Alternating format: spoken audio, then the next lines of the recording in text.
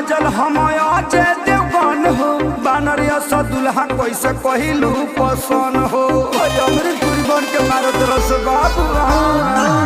कमी कुछ नहीं खे बस तहनी मनी तोहरा से खरिया